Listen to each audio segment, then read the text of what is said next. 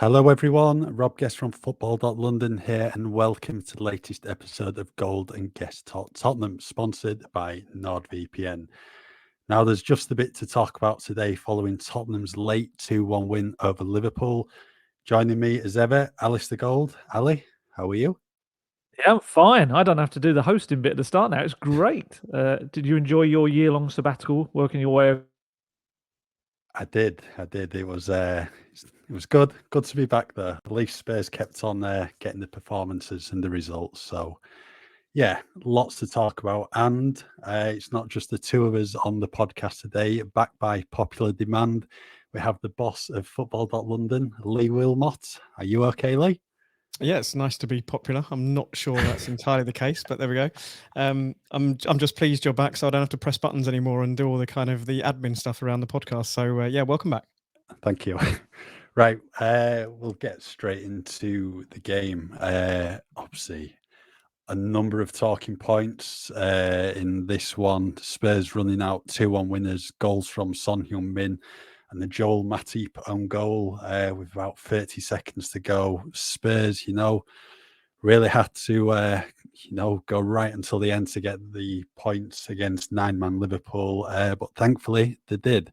So, Ali, you were at Tottenham Hotspur Stadium on Saturday evening. What did you make of that performance? Well, I just want to check, have you kind of wiped all your tears now for Liverpool? I know you'll have been very upset for them with everything that went on the day. I will have been. Yeah. At least Spurs won, though. Right result. Just about, they did. Let's be honest, they rode their luck a little bit. They really should have beaten a nine-men team a little bit more comfortably than they did. But hey, football and Tottenham Hotspur seem to be about these ridiculous late dramatic moments. So at least you've got that. I kind of said in my talking points after the game, which some people disagreed with, I don't know about you guys, I actually thought it was probably one of the least impressive performances from Spurs so far under Postecoglou. And that's not to say it was bad. I think we just have such a small sample and they've been so good, so many of the performances. But I actually felt they huffed and puffed a lot and didn't use the width as well as they could have done to really stretch Liverpool and use the extra man to their advantage. And, you had some dribblers on the pitch as well. And Solomon, Maddison, Basuma, that all could have kind of, just pulled them apart that little bit more. And they didn't really do that. But hey, they got there in the end. That's the main thing. Definitely benefited from a hugely ridiculous VAR moment, or almost VAR moment that never was. We'll talk about that. We'll talk about the red cards. But yeah, all I'd say is Spurs have had their fair share of VAR heartbreak and incidents and things that never should have been. Spurs seem to be the guinea pigs in that when something goes wrong for Spurs, they change the rule after. So I don't think, of any of the teams that are going to feel desperately gutted and sorry for Liverpool, it's going to be Spurs. They'll point to Sissoko's armpit. They'll point to Oliver Skip's head. There's loads of incidents where, and it's funny actually, Skip's head was Jota as well, wasn't it? So there's definitely, people usually things come around and it's all about a cycle. You get your turn to benefit from VAR moments or mistakes and things like that. I think the most ridiculous thing right now is the whole concept of maybe it being replayed or someone Liverpool end suggesting it might be. That would be the most ridiculous opening of a door to all kinds of chaos in the future if that were to ever happen. It would be like acknowledging now any mistake. Yeah, instant replay. And I'd love to see if Liverpool did the same if it went against them. Yeah, it was human error at the end of the day. I can't see why you can replay it. Can understand it, say, if this came like 5 years ago and there was no VAR at the time, and then human error. But when you've got a system in place that can clear everything up and they've just totally got it wrong, just complete mess, then you're going to feel extremely hard done by. And I'm sure everyone would if it was a Tottenham decision, what went against them. What did you make of the decisions then, Lee? What should we start with? With the red card first? Go in order? Yeah.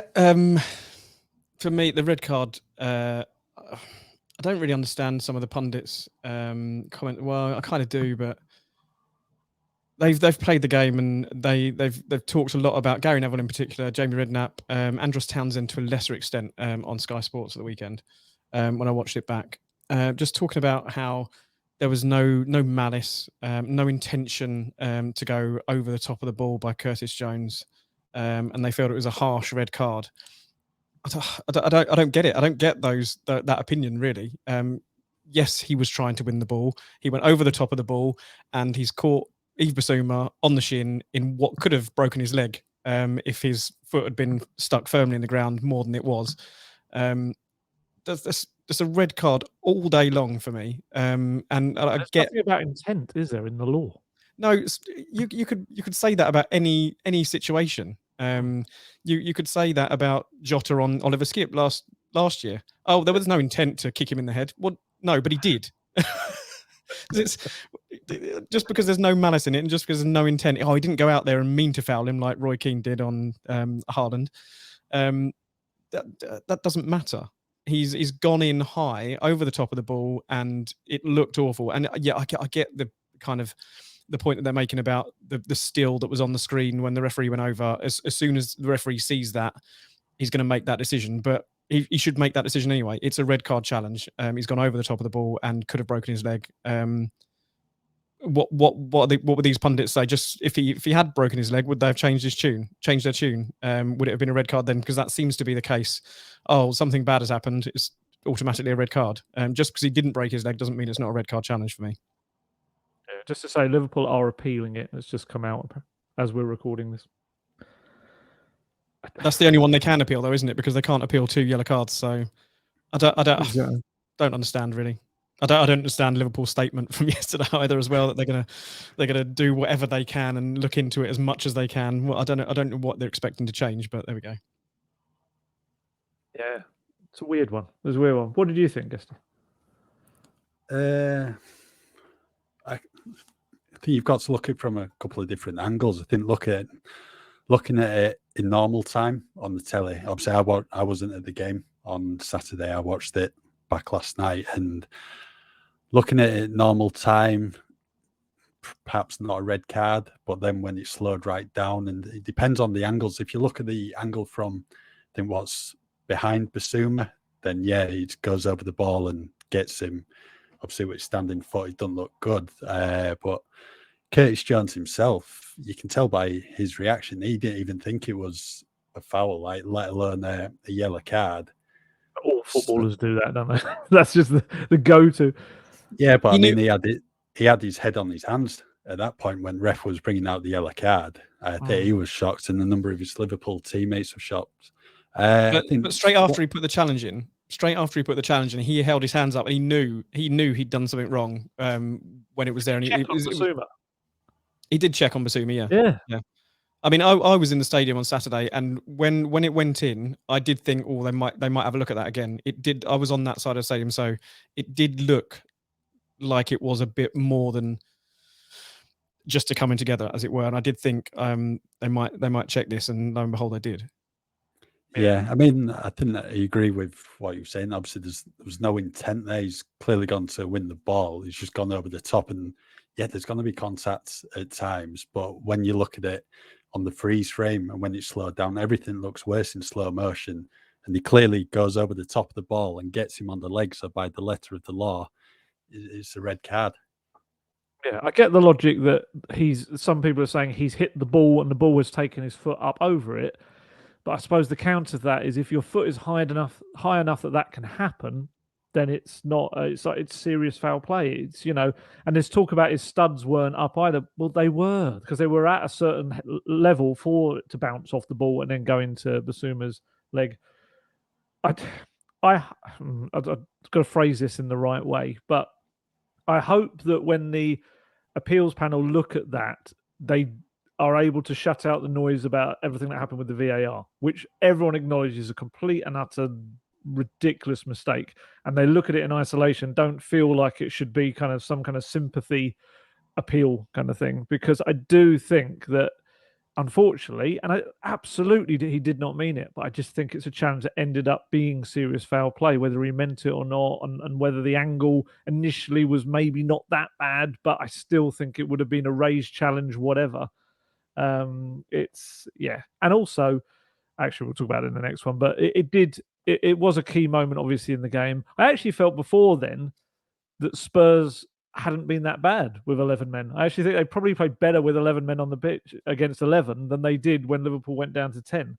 Because Liverpool, I've got to give a lot of credit to Liverpool. I actually thought they were really good on Saturday. I thought they played so well with not only 10 but also 9 men. Spurs had big struggles. But for the red card, I just think it is. I think it's. Can I just bring up as well? Yeah. There's a lot of Spurs fans on social media bringing up, obviously because everyone feels like the world's been against Liverpool in this game. A lot of Spurs fans are bringing up the fact that Liverpool scored their goal from a tackle by Udogie that got Udogie a yellow card, where Udogie actually won the ball first, and then from the free kick, Liverpool go and score their equaliser. Obviously, I think I'm against the Spurs fans in that regard, because I think that is a free kick on Liverpool as well. Yes, Udogie does get a slight touch on the top of the ball, but he goes through the back of Cody Gakpo once he's kicked the ball as well, and I think that's a free kick as well. It's a perfectly fine tackle, absolutely fine tackle. Takes the ball, and his other leg then takes Gakpo. I don't think in this day and age you can go through the back of a player after you've got the ball. I just think that's where we are with through the side. Was it? Or did he go through him? I thought he went from the side like a normal tackle. No, I'm pretty sure same kind of tackle he did on Salah. I'm going to disagree with you on that one. I didn't think that was. I thought they got that one wrong, and even watching the replays, I didn't change my mind on that. And but like you said, it then created this scenario where it wasn't direct from the free kick, but it was soon after, and it meant that Van Dijk was up there in the penalty box to head it across to Gakpo. So it is. It all swings and roundabouts. Honestly, all these things happen to you, and they do weirdly even themselves out, despite the fact that every club thinks the world's against them. Yeah. Shall we move on to obviously the big VAR call, which was Luis Diaz's offside goal? I think we're probably all in agreement. Should have stood. Yeah, that's horrendous. That's absolutely, it is horrendous. And looking at the reasoning and just the kind of some of the stories about how it happened and just switching off, and there's this acknowledgement now that there was a little moment in time when it seemed that they could maybe go back and look, and they didn't take that opportunity because they'd realised, I don't know, it's all one of those that's going to come out in the wash when they fully investigate it all. But yeah, it was ridiculous. The only thing I would say, and I absolutely have fully behind Liverpool on this, Klopp, everything they said, I think about it was absolutely fine. It was ridiculous. What I would say is there's this kind of idea that it would have changed the game completely, and I don't entirely buy into that. It's like the butterfly effect. You don't know how this one incident. They were down to 10 men. The Spurs would have still been in the ascendancy. They still would have gone on. If anything, maybe Spurs being a goal behind maybe would have redoubled their efforts. Maybe they would have attacked it in a different way. Maybe Postecoglou would have changed the tactics slightly. It's one of those where, Liverpool sat kind of back anyway and hit on the counter. I don't think their game plan would have changed by being 1-0 up really at that point. I don't think it would have hugely, but we'll never know. That's the thing. We won't know which way it would have affected it. But I'd imagine if it happened before the Curtis Jones sending off, then maybe you could make a case for it. But I think it happened afterwards. 10 men against 11, although it was an absolute difficult match in the end, I don't think it would have affected things that much as it's been made out it would have. Yeah, I just can't understand why they couldn't have just gone back literally like 1 or 2 seconds later, VAR getting contact with the referee. It's like, what are you doing here? That's a goal. It's just a bit bizarre why they couldn't do that. And I mean, there'd probably be an absolute hell on in the stadium if obviously they'd played on, stopped, and then awarded the Liverpool goal. But you want the right outcome at the end of the day, and it's just crazy that the fact that they have got it wrong and then they've allowed play to go on and they've not stopped it. Maybe that's something that is going to change in the not too distant future, because there cannot be a repeat of this situation again, because I fully expect Liverpool probably will be in, the title mix come the end of the season. If they finish level on points with, say, Man City at the top, everyone's going to point to this game against Spurs, and Liverpool could have won the league. I agree with what you're saying, Ali, in the fact that if the goal stood, there's no guarantee the game would have played out like it was, and Gakpo would have scored on the stroke of half time. Spurs could have still gone and won this game 2-1, 3-1. You just don't know, but there's just huge question marks over what's going to come next, really, because this could have big implications on the title race potentially at the end of the season. Maybe the top four. I was just going to say, everyone's going to be talking about it when Spurs win the title by 1 point. That's it. It's guaranteed to happen. Spurs will win league. Liverpool will be a point behind, or Spurs will win it on goal difference now. That would be awful. I don't know how we would live with that.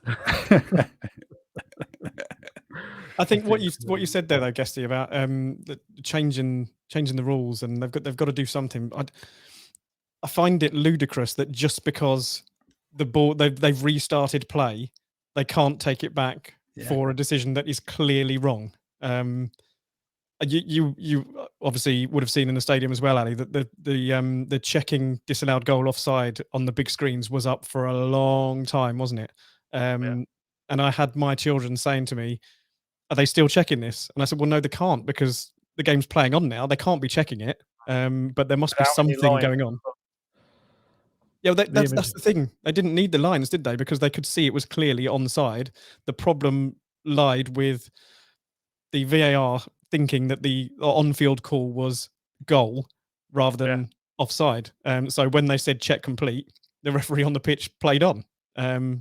That's where the big mistake is. And everyone expected VAR to kind of change everything and make things better in football. And there's always going to be a human error involved in it. But the one thing we did expect it to make right was offsides. And it's just catastrophic, really, that's gone wrong.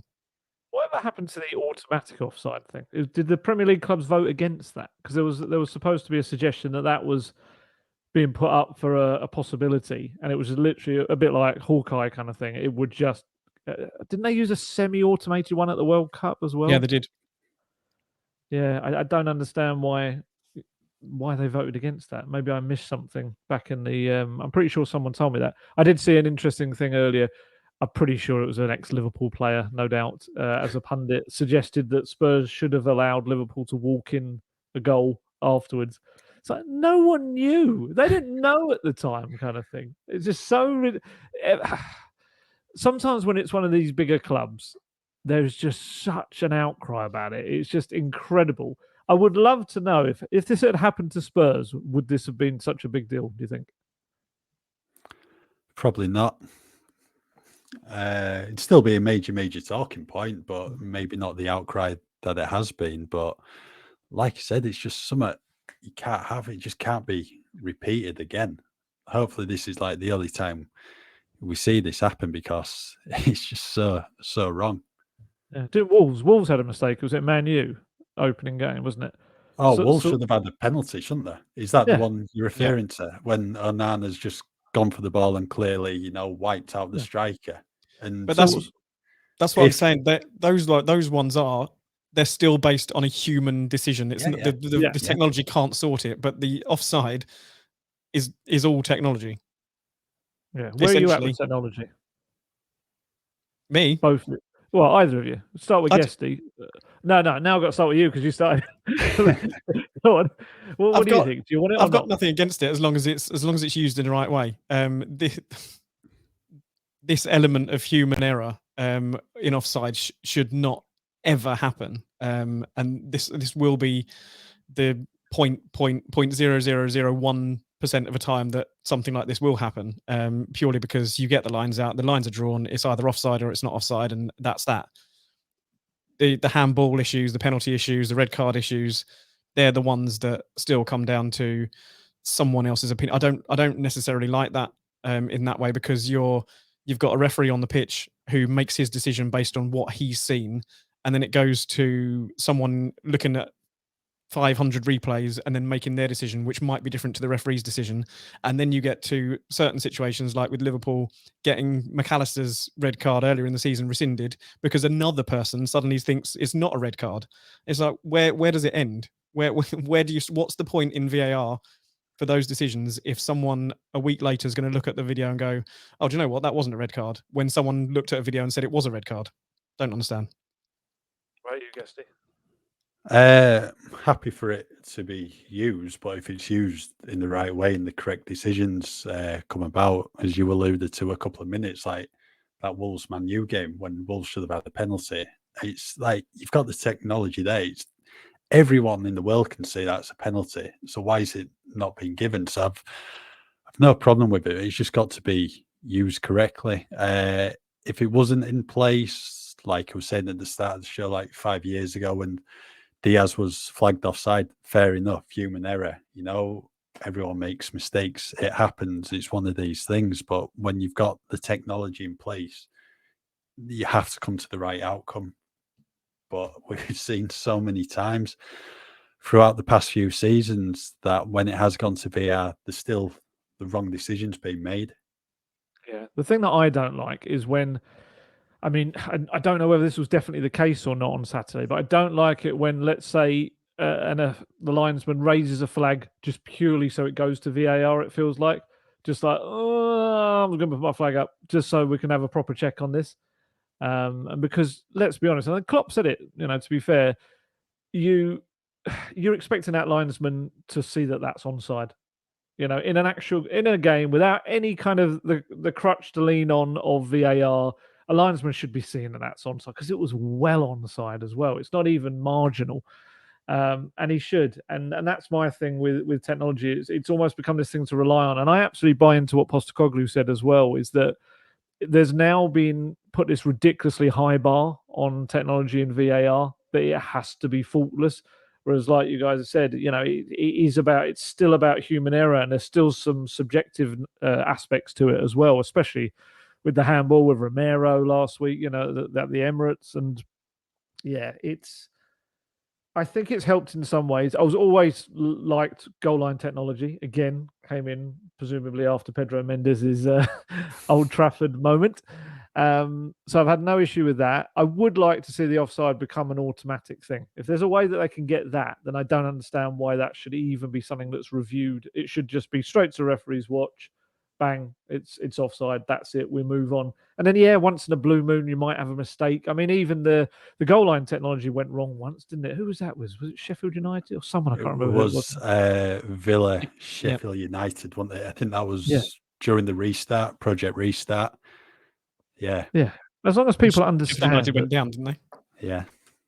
I'm sure there was a huge deal made about that, and everything got, you know, just everyone in the world were up in arms about it. Well, I think they were going down anyway, given the results. But I mean, that one maybe didn't have that much of an impact, but it was still the wrong decision. So I can remember sent them on a downward spiral, you know. Yeah, so I can remember at the time, I think someone put on social media, ref had a Garmin watch on instead of the actual one for the goal line technology. But yeah. Other watches are available.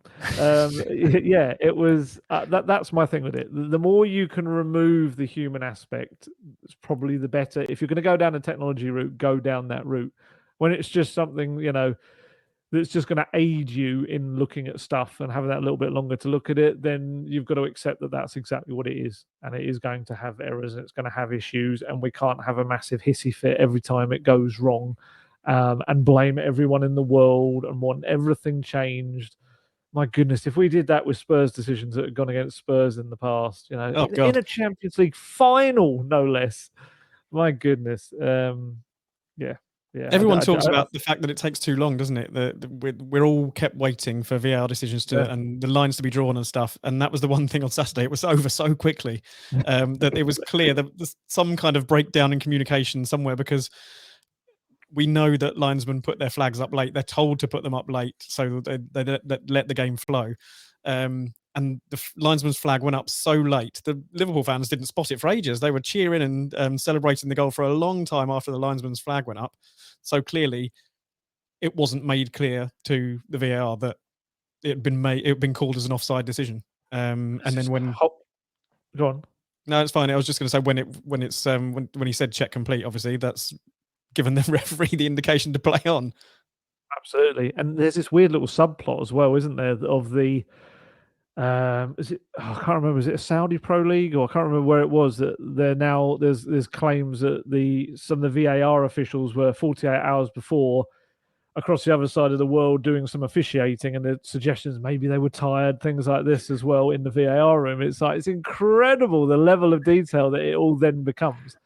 So yeah, we'll see what the fallout is, but as I said, you can't now go back and replay. You can't do anything like that because, and there's even some line of thought that maybe even Liverpool's statement opens up a bit of a can of worms in itself with other clubs, and how's this going to work? Is it technically putting pressure on officials in itself by doing that? And it's and then there's also talk about maybe the players that have spoken out about it. Didn't McAllister say something about it as a 12th man or something? I can't remember.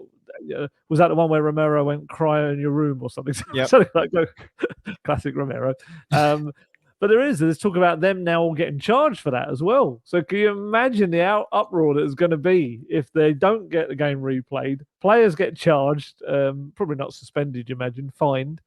I actually felt Klopp, who normally goes in like a bull in a China shop, he actually came out and was actually quite measured on it. And there was one quote he said that I thought was really good, and actually it goes back to the first red card. He said that we play the game in real time, but judge it in slow motion. And I thought that was a really interesting comment. He was really level-headed. I think we were all sitting in the press conference like, yes, here he comes. What's he going to go out with? I was so disappointed. I was looking forward to getting home and looking at the Jurgen Klopp meltdown, and there wasn't one. I was very disappointed. No, he was very good. Thought it through, acknowledged that it was a human error as well. He actually was like, people make mistakes, but obviously, as a club, I think they've now become absolutely outraged by it. But look, they've got reason to, I think, with the decision itself. But there's only so far you can take that outrage and just have to accept it was a mistake. Yep. One other major talking point in the game was Diogo Jota's red card, 2 bookable offences. Then looking back on the first booking, very harsh. I think there's extremely minimal contact with Destiny Udogie there. But there is contact. I don't think he don't mean it though, does he? He's running back and Destiny's studs, does it matter? What does intent mean? catches We've knee. just said that. That's not a booking for me, but he should Can I have ask you been a quick booked. question? Just wait. He should have been bring it up booked himself. about 10-15 minutes beforehand for a foul on Basuma. So My question is only a very quick one. So if Udogie is running across Jota in the Liverpool box and Jota catches or his studs catch Jota's knee and Udogie goes down in the box, is that a penalty or not a penalty because Jota didn't mean to bring him down? well, if he's given a free kick for this one, then it is a penalty, isn't it? I mean, it might be a free kick, but for me, that one wasn't a booking. There's a higher bar now, isn't there, for penalties? There has to be real.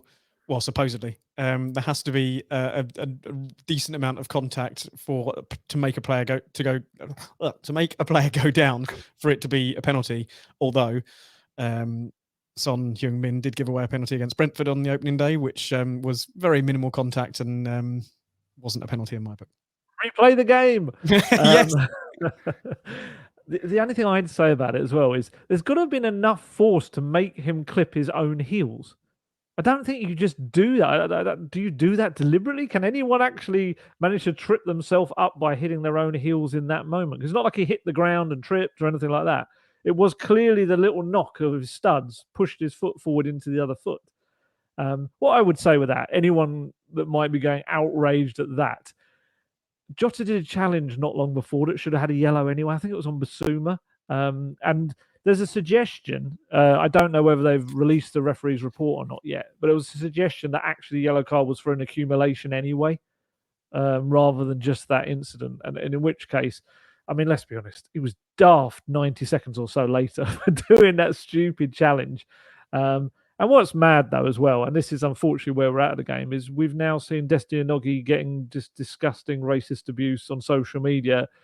And, even just abuse. There's so much abuse on there about diving, you dive, blah, blah, blah, and then you can see it. It's horrible. It's one of those moments I really wished I hadn't just kind of gone through the comments under an Instagram post, and there's so much racist stuff in there as well. It's just like people's just, I don't know whether they use it as a vessel just to say the things that they want to say anyway, or they just genuinely, their brain switches off. But it's just disgusting either way.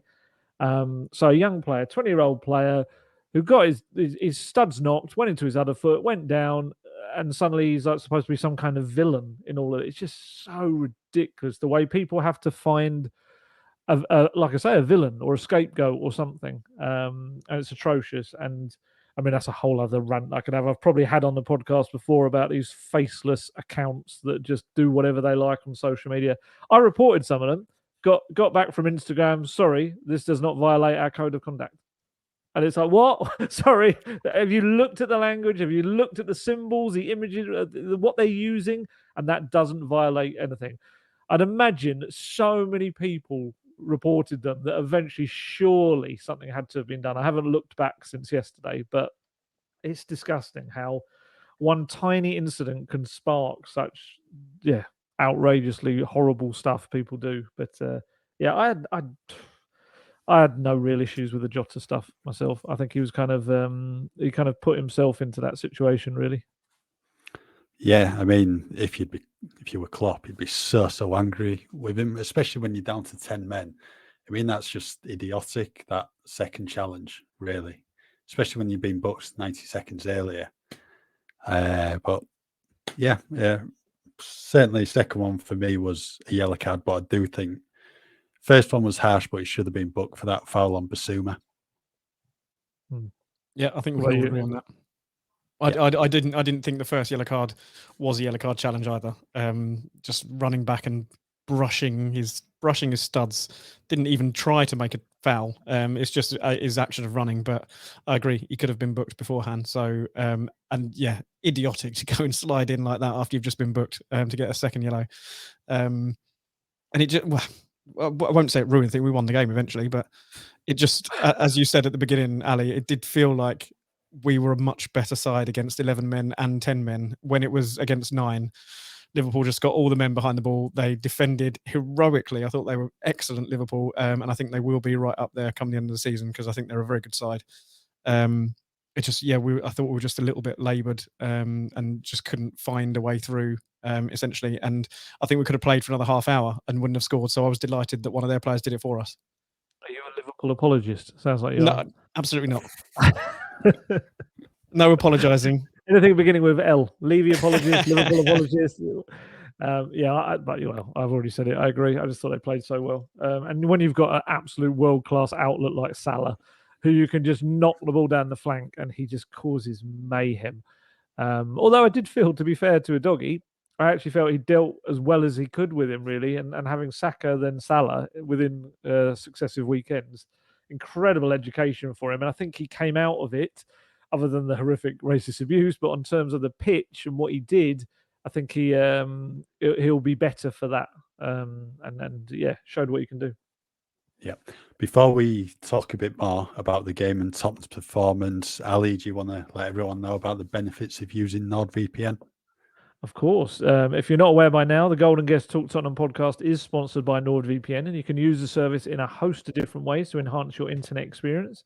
NordVPN is the fastest VPN in the world, and that means there's no buffering, there's no lagging, and you can stream your favorite shows from anywhere in the world without your bandwidth throttling. It's something I've used many, many times over the years, long before Nord came on board with the podcast, and it's something that I will be using on future holidays, one coming up in the not too distant future as well, to be able to watch my stuff that I would normally watch at home and be able to watch it when I cross borders into other countries, and those pesky restrictions will mean nothing to me. It's a really handy way of doing that, and it's a really handy way of also making your devices more secure when you're using public Wi-Fi, because it helps to prevent a lot of the things that unpleasant people can do to take stuff off your devices when you're hooked up to a public Wi-Fi. And not only that, but the outlay on a NordVPN subscription is cheaper for you in the long run. And that's because you can purchase streaming services or bookings for other countries at a much cheaper rate. So, for example, you could book flights from another country rather than booking it as if it's from the UK, and that can save you money by booking it from that location. So it means you're paying out for Nord, but you're saving money overall. There's a whole host of other benefits from signing up to NordVPN, so why not give it a go? You can grab your exclusive NordVPN deal by going to nordvpn.com/goldguest to get a huge discount off your NordVPN plan, plus 4 additional months for free. It's completely risk-free with Nord's 30-day money-back guarantee. Right, so we've just spoken about one of Tottenham's Italian players in Destiny a Doggy. I think it's only right we discuss Guglielmo Vicario, because at the start of the game, I thought Liverpool were impressive, taking the game to Spurs, creating opportunities. And, Liverpool could have been ahead in the opening 12 minutes, but it was some absolute brilliant play from Vicario. I think it was Cody Gakpo who denied first, and then Andy Robertson on the rebound. Brilliant save. He is becoming a very good player for Tottenham. He's making some key saves, really, week in, week out. Absolutely. Go on, Lee. What did you think of Vicario? Yeah, those two saves, excellent. And I just think his all-round, his kind of his confidence and the way he kind of conducts himself on the pitch and just directs the play from the back.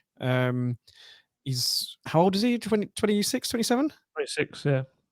He's and new to this league. He's just come in and settled down so easily. And I don't want to be all Roy Keane, but he's there to make saves. That's his job, as it were. But it's just right. everything. It's just everything else that he does on the pitch. He just, he conducts things when he's brilliant with the ball at his feet. He can make those saves, and his passion is there for all to see. The kind of pictures and the videos of him when the goal went in have just gone viral on social media. It clearly means a lot to him. He's clearly invested in this new team that he's joined. It's just infectious. I think his personality and how he is on the pitch is just brilliant. I thought we would struggle. Yes, Hugo Lloris had kind of gone off the boil a bit in the last year or two. I thought we would struggle to find someone who could really fill those gloves. Might be getting a bit of ahead of ourselves, but it looks like we've got someone there for the next 5-6 years who's just going to be a number one for us, which is excellent. Absolutely, and it goes back to that thing, doesn't it? Of it's not always spending the most amount of money on the most expensive player. It's about getting the right player, and he just fits it so well. You mentioned the ball at his feet, and that's impressed me the most, because that was something that they thought he had the ability to do, but he didn't need to use it much at Empoli. So they had to kind of work on it and say, look, this is what you're going to have to do. We think you can do it, blah, blah, blah. And he, from those early games when people will be like, oh, he's a bit panicky kind of thing. Honestly, he's so composed now. And it's from what we said, to be fair to us as a podcast, we said it after that first match that he needed to get to know where the defense were going to be positioned, where they were going to run, when they were going to move, exactly where his options were going to be at all times. Shock horror, as soon as he knows where Romero and Van der Ven and Doggy and Porro are going to be, he's not flapping around at all. He's instantly knows, right, okay, a Doggy's going to be off to the left, I can pass it to him now, or I've got an outlet through the middle, Basuma's going to come short, and it just makes such a difference. He's been excellent, and actually Postecoglou was really good on him the night before or the day before the game. He just spoke about how much a lot of his character, I think, was key to signing him as well. And he's battled through his career. He was playing in the lower Italian leagues until only about a couple of years ago. And he started to work his way up to the top. And actually, it was another good point that Postecoglou said about him and Van der Ven is that the fact of how recently and how quick their ascent has been to the top, both Vicario and Van der Ven, shows you how well they adapt. And he's like, how quickly they've gone into the top league in their country or a different country. For Van der Ven, obviously, it's in Germany. And then suddenly they've leapt into the Premier League, and it hasn't looked like elite. They've looked very comfortable. And he says they're so adaptable. And then, he was excellent on Saturday. It was 2 early saves, but also everything that came into the box, like crosses, he was so, his handling was so safe. And that kind of exudes confidence, I think, to the rest of the defence. When, let's be honest, Lloris was a fantastic shot stopper, but when crosses came into the box, you're a little bit like, what's he going to do? Is he going to punch it? Is he going to grab it? Whereas very much Vicario seems to be, I'm going to get up there, I'm going to grab that ball, and he holds it really well. And I loved his celebration. I saw a great video from the perfect angle looking at his celebration from behind. Have either of you seen the movie Platoon? I don't know why I'm asking Guesty, but years ago. No. Yeah. Well, there's a key moment. I won't spoil it, but there's a key moment where one of the characters flings Guess his he's not going to arms up watch in it. the air. No, he's not going to watch it. It's true. But anyone listening, if they haven't seen it, it's a brilliant film. Charlie Sheen, Tom Berenger, Willem Dafoe. I think it's Oliver Stone directed as well. Flings his arms up in the air like this in a kind of I can't explain why he does that. But yeah, it was so like that Vicario moment. It's a real kind of iconic moment as well. It's a shame that everything else that came after the game kind of overshadowed just another huge late moment for Spurs. And Vicario sprinted down the pitch at the end of Sheffield United. Obviously, this time he decided I probably won't do that again. Don't want to knacker myself out. But no, Vicario's, like you say, it's very early days. We're only 7 or 8 games in. I think it's only 7 for him because he didn't play, did he? It was Forster in the Cup. So early signs, as long as he can keep going in the direction he's going in, he's going to have the odd mistake because, you know, he is a younger keeper, but it looks like they might have their number one for the foreseeable future, and that'd be brilliant. I just felt on Saturday that he was getting the ball out. If he ever had the ball in hand, he was trying to get the play moving really quickly. And he would get the ball out through the defence. It was just when it then got from defence to the forward line where it kind of slowed down a little bit. I don't know what you guys felt about that. As I said earlier, I didn't feel like Spurs were going to score in that second half just because of the men Liverpool had behind the ball and how slow it had got when we got in sight of their box, essentially. So everything up until that point I thought was good. Yeah. What do you think, Guesty? Yeah, I think for me, overall, Spurs didn't deserve to win. Just watching it back yesterday, I thought a point was probably the fair result. I thought Liverpool were fantastic on the day. I thought they started really, really well. And it's a shame they weren't at, full complement. Didn't have 11 players on the pitch because that's what you want to see, innit? You want to see Tottenham go toe-to-toe with one of the best in the Premier League and see how they do. But they found a way to win, and that's what good teams do. I agree with you, Lee. I think probably could have gone on for another 20, 30 minutes, probably wouldn't have scored. I think the issue was when they had the ball in the final third, I should have been playing it out wide more, stretching them, because, it was just jam-packed in the middle. Liverpool had got, 3 centre-backs on the pitch, Alexander-Arnold and Robertson and I know when you look at it and go, oh, it's 11 men against 9, you should be winning easy. It's so hard because they're just, going to be compact, sit back, just frustrate the life out of you and make it incredibly hard to score. And that's exactly what they did. And got to give Liverpool credit because even though they had 9 men on the pitch, it still looked dangerous when they went forward. Absolutely. And a lot of teams wouldn't have been like that. So don't forget those Alisson saves, though. Those 2 saves were brilliant. But that they came before Jota's red card, didn't they? That was start of the second half with the brilliant save from Maddison tipping it around the post, and then Sonny going close as well with a good volley from the edge of the box. I think when Liverpool went down to 9 men, I don't think Spurs created that many gilt-edged chances. Really, there were a couple of half chances for Richarlison on the header. For me, I think a point would have been the fair result, but at least Tottenham found a way to win the game in the end. Absolutely. So I was put off by the Lee's got some lighting issues going on behind him. The lights have gone off because I'm not making enough movement. I think they're on sensors. You didn't put money in the meter. That's what it is. There you go. Oh, lit up again. It means nothing for people listening on the podcast, but the way it ended was just ridiculous, and just to be an own goal from a defence that had done so well throughout the game, it was what a finish as well. Yeah, it was a brilliant finish. Yeah, off his shin, to be fair, but yeah, a lot of credit to Porro as well. I thought Porro had a fantastic game. What did you make of him? Yeah, I think he's been brilliant all season, really, hasn't he? He's just come into his own, and yeah, just when you want, I would argue that we did get the ball out wide a fair amount in the game when we were playing against 9. It's just Liverpool were quite happy to let us have it out there because they packed the box and it was essentially only Richarlison in there. So it's like, well, if you want to get crosses into the box, we'll deal with them. You can have the ball out wide, and we'll deal with what you put in the box. It was the fact we couldn't pick the lock kind of in and around the box. It's so many times James Maddison, before he went off, he was just looking for those little pockets of space so we could get a shot off on the edge of the box, and just Liverpool wouldn't let him have that yard of space, apart from that one time where he got the left foot that Alisson tipped around the post, obviously. But yeah, when you want someone, that's what we didn't do enough. What Porro did in that last minute of injury time is what we didn't do enough. Fizz the ball across the box and make it difficult to defend.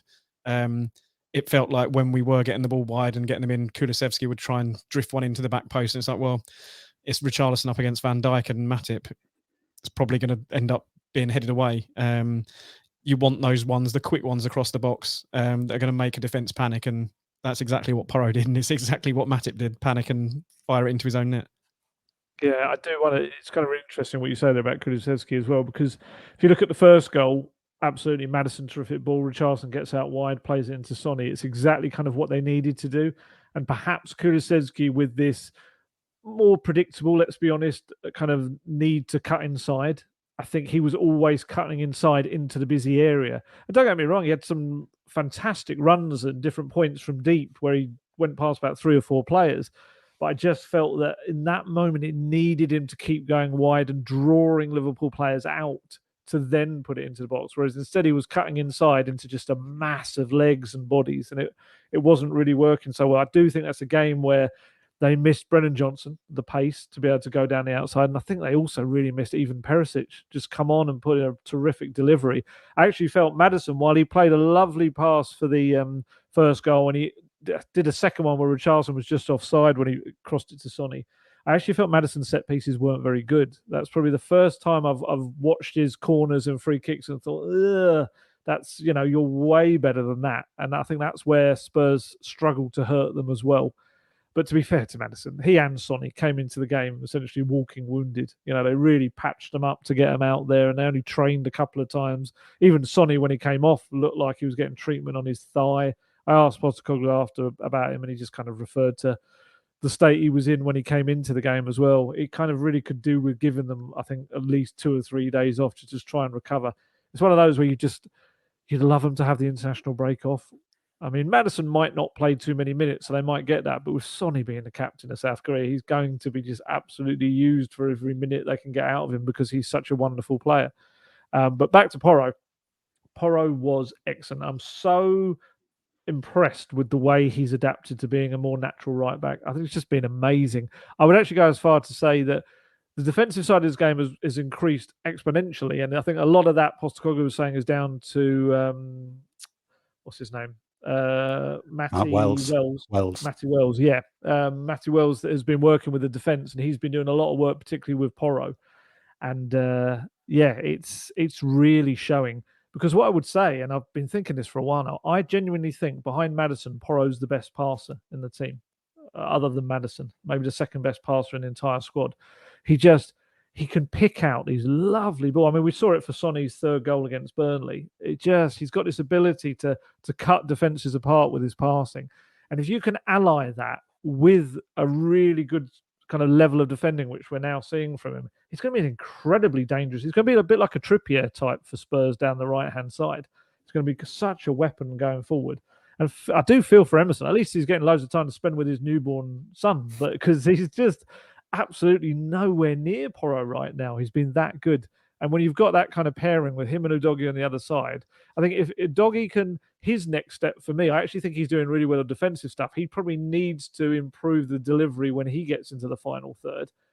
Obviously, he's very young, so that will come. But I think what an exciting pair of fullbacks. For me, I asked this for Guesty, is this the most exciting pair of fullbacks Spurs have had since Rose and Walker?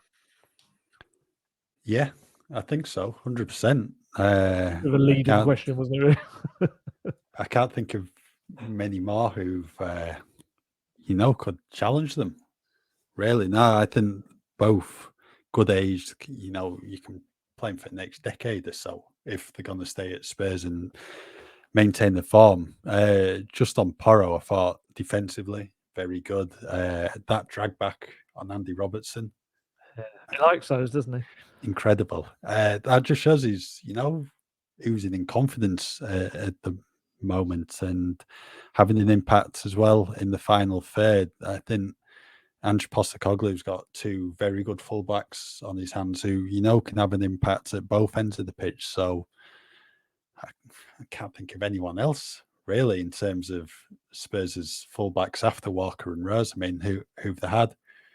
Sergio Aurier, Sergio Reguilon, Emerson. There's always been one or the other has been quite good. I don't think as a pairing, there's really been such a kind of a high potential pairing.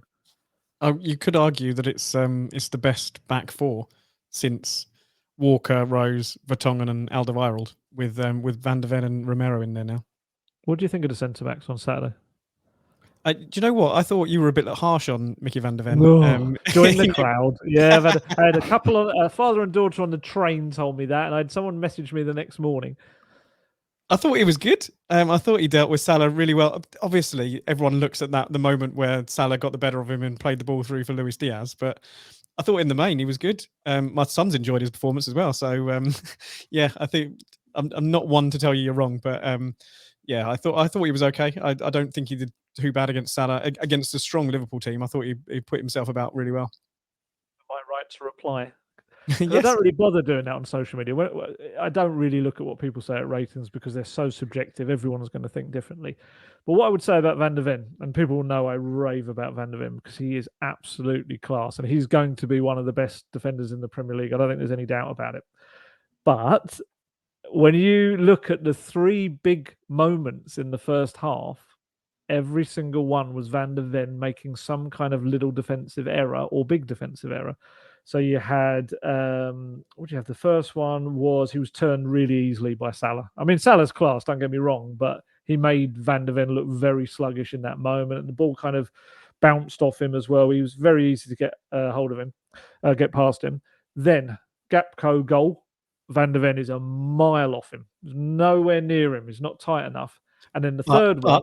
Can I just say, Van Dijk is in acres of space at the back. If there's one thing where Pedro Porro should have been, we've just raved about Pedro Porro, that you cannot let Van Dijk have that much space to head the ball back across the box. Yeah, that's why I gave him a 9, not a 10. And Romero as well. Romero absolutely made a mess of trying to cut that header out in the middle as well.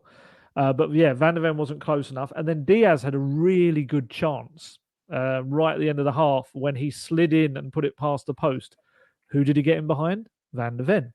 So while I absolutely appreciate that he had a few highlight moments and there were moments when he raced back, used his pace, did really well and did a lot of the things that we kind of now expecting from him despite him being so young. If you make, for me, 3 big chances that could have led to 3 goals, one of them did lead to a goal, I'm sorry, I'm not going to mark you particularly highly in my ratings because as a defender, you're supposed to stop those moments happening. So yeah, he'll be fine. I've given him 8s and 9s pretty much in every other player rating. So one lower mark is not going to hurt him too much. And actually, I looked at his stats. I wonder if I've still got them here. Because his stats were actually... Because I looked at... When I had a couple of messages from mates and people I know the next morning, I was a bit like, was I that wrong? So I looked at who scored. And who scored had him as the lowest rated player on the Spurs starting 11 by a distance. He was like way lower than everyone else. So immediately I was like, ha! But then I also looked at the stats. I'm hoping Alasdair Gold is never wrong, just for all the listeners. Oh no, Alasdair Gold is wrong a fair old bit. But I'm do you do the who scored ratings as well then? Yeah, I do. Yeah. I get a joint byline for them as well. Oh, it's really annoying. I had them somewhere here, but ultimately, his in terms of tackles, interceptions, and clearances, he hardly had any. It was one of those where you look back and you think, oh yeah, but he did great. He did this. He made this great moment. But actually, every other defender on the pitch did so much more. In terms of interception, it's really annoying that I haven't got. I know what's happened. I'm going to suddenly go, I found them when someone else is talking about something else. But yeah, like Romero had like 5 or 6 in some of the categories, and he had 0 in pretty much all of them, apart from 2 tackles. I think it was. I'm not going to find them. There's no point looking. But yeah, Van de Ven, he'll have brilliant games. He'll have much better ones. But for me, that wasn't one of his greatest. What I would say is stats aren't everything. And no, this is true. What I would also say is that fair chance where Diaz slid in, that ball from Salah was outstanding. So maybe it's one of these, it's the quality of the ball maybe on that one. And the movement, which should be tracked. Maybe. But no, I thought it was a really good pass. In terms of passing, then what we need to say, then we mentioned it briefly, James Maddison's pass for the first goal, incredible. I think Richarlison also deserves some praise for the run, because if he doesn't make that run, which was a really good one, then the pass doesn't happen. But as good as that pass was for the first goal, I thought his pass for Son's disallowed goal in the second half was better. Outside of the right foot, not as much space to squeeze it between the defenders. Definitely, outstanding pass that one was. I found my stats. No one cares anymore. They probably don't, but I'm going to say them anyway. So Van de Ven had 2 tackles, no interceptions, 1 clearance. So remember that, because Porro had 6 tackles, 1 interception, 5 clearances. Romero, 3 tackles, 3 interceptions, and 1 clearance. Doggy, 2 tackles, 2 interceptions, and 3 clearances.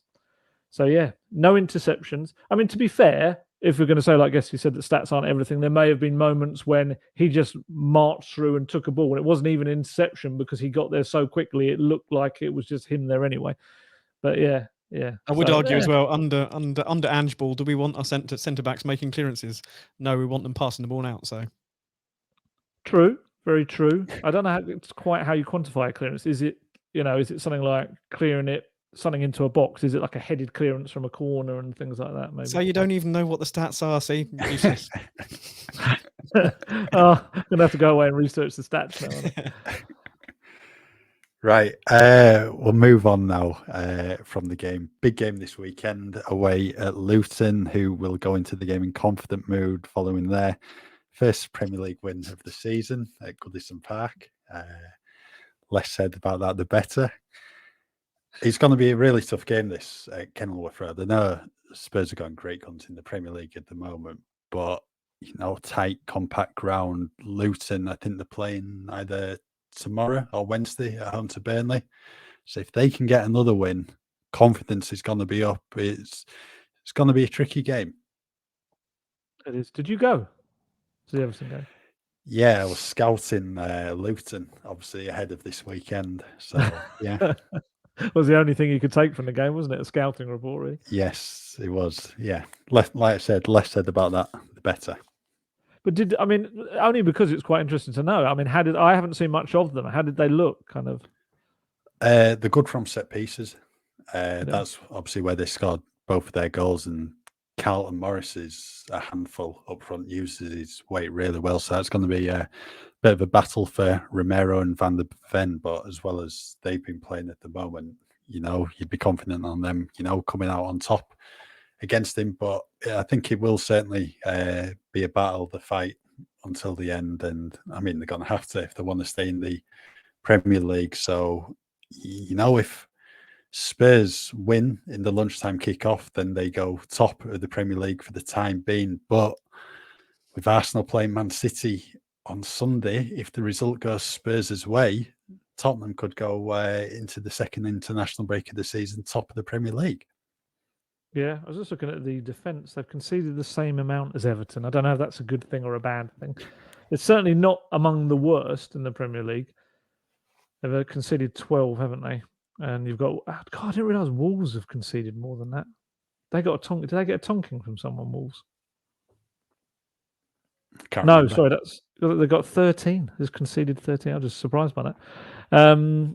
Yeah, it's... I think it's one of those classic Spurs after the Lord Mayor Show matches, isn't it? Where they've come away from the Emirates, they've got a draw, they've beaten Liverpool, however they managed to get there, last minute drama, and then they go to the team 17th in the table. They've got the big chance. Do we go top? And they'd be top for the day at least, wouldn't they? And then you've got Arsenal City, so potentially they could be top for the whole international break. And I think we normally know what comes next. But maybe the Postecoglou era is different. Maybe we'll see a different version of Tottenham Hotspur. But I'm looking forward to going there as long as they accept my accreditation, our accreditation. I don't know if we have yet, but it's going to be a very different kind of old school stadium, Kenilworth Road. Have any of you either been there? Nope, never. I just want to see that end with the houses and all that. It looks just so brilliant. Although they're changing it, aren't they? It's all going to be altered. In terms of the squad, it'd be interesting to see what the world has happened to Lo Celso. Lo Celso seemed to be training. We were told he was training, but they didn't want to risk him. That was what Postecoglou said. And then he vanished off the face of the earth for the next couple of weeks. Johnson, I wonder whether they're going to end up having a bit of a club versus country thing here, because they've got to really decide whether they want him back in time. He had a hamstring strain, and it's whether he's back in time to play for this game. And if he's not, Wales have got a couple of big games, haven't they, coming up? It's like they're really going to want him involved, when the best probably thing for him would be to rest up and not have any potential hamstring issues. And then you've got, like we say, Sonny and Maddison really need some rest. Højbjerg. I was going to talk to you about Højbjerg.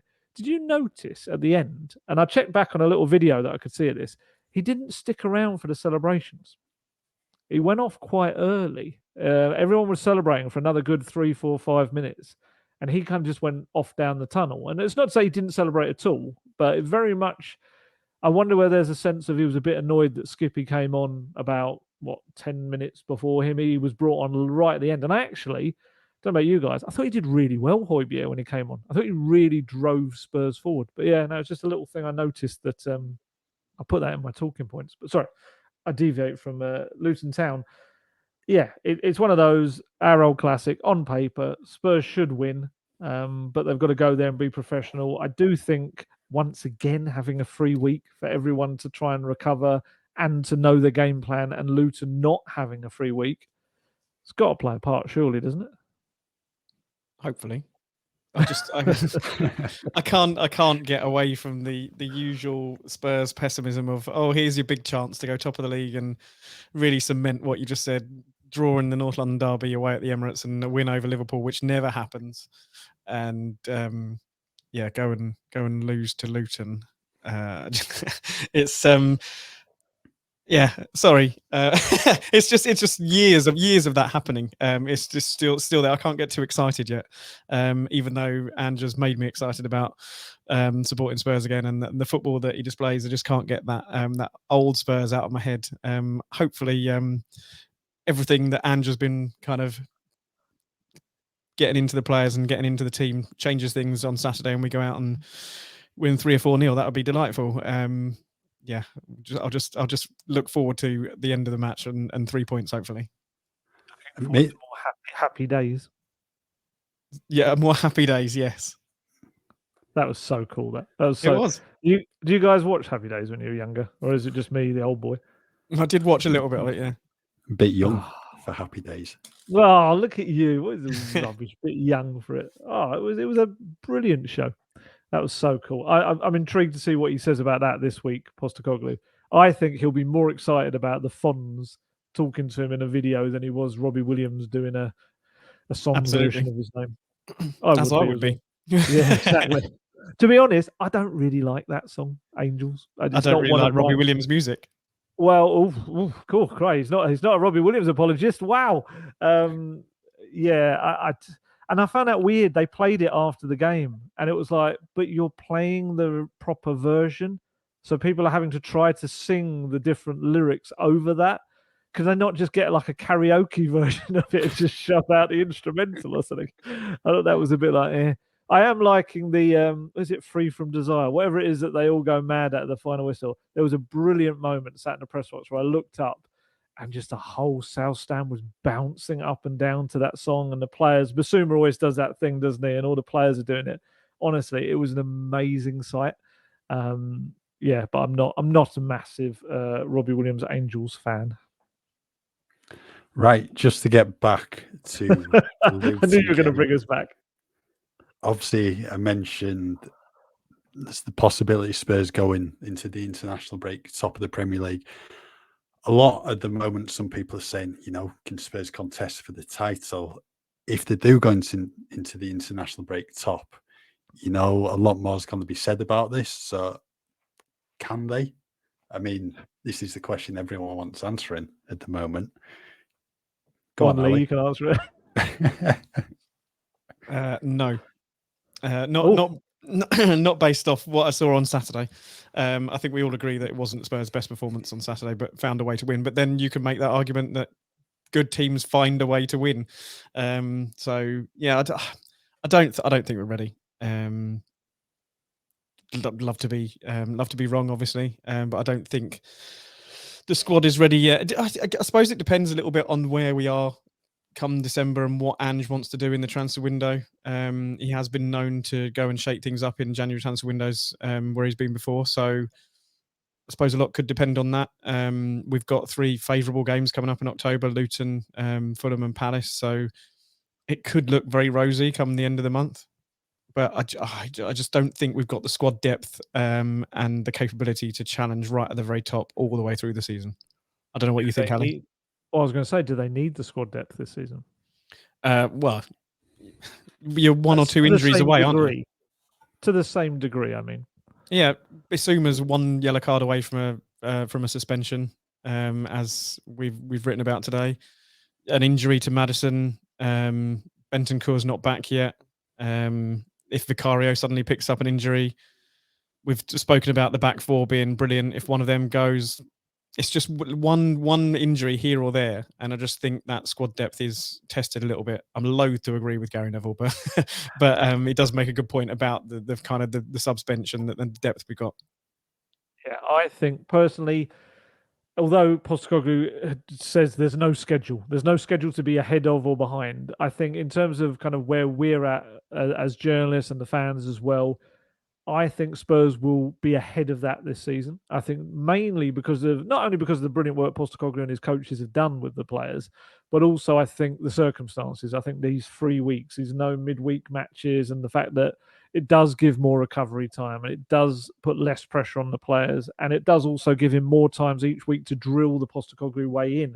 If anything, out of any of his clubs, he's probably got the most time to work with players maybe he's ever had. I don't know. I'll have to ask him about that. And I do think, yes, the squad depth needs to be addressed in January. But I think if you can get to January and get to that point in a good position without having, I think Maddison's probably the key one for me. I think everyone else is probably just about a player you can bring in there. With Maddison, there's no real alternative. Lo Celso can come in, but he's a different kind of player. Maybe Kulusevski could play there, but I wouldn't say Kulusevski's playing the lovely through ball kind of midfielder. Maybe play Porro there. Maybe he could play in that role. I just think they're going to be a little bit ahead of where we expected them to be. I kind of was tipping them for a 5th place finish. I've just got a feeling that they're going to be one of those teams like previous years. There's always one team that doesn't have, or 2 teams that don't have European football or cup football to distract them, and they really focus on the league and do very well. And I think Spurs, maybe if they can maintain this momentum, could maybe be a top 3 outfit by the end of the season. Yeah, I think for me, I think you'll have a better idea come the end of December, start of January. Going great guns at the moment. As you said, Lee, got some favourable fixtures coming up, and winning becomes a habit when you're in a good run. And the fact is they're going to have Rodrigo Bentancur coming back in November, which is going to be a big, big boost. I think for me, looking at the fixtures, November and December is going to be a key period because you got Chelsea at home, Villa at home, and then the first week of December, I think it's Man City away, and there's Newcastle at home as well. So, if you can come through those games unscathed, then, maybe I think they can potentially challenge for the top 3. Then if you wanted to compete for the title, you need to beat your big rivals at home. They're beating Man U and Liverpool, got a point at Arsenal. But again, I think it's probably going to come down to if, Sonny gets an injury or Maddison or Romero, then you're going to be tested a bit. But they definitely need to add a couple of fresh faces to the squad in January to give them a boost. But if they're in a good position at the turn of the year, confidence is high, no midweek games, maybe.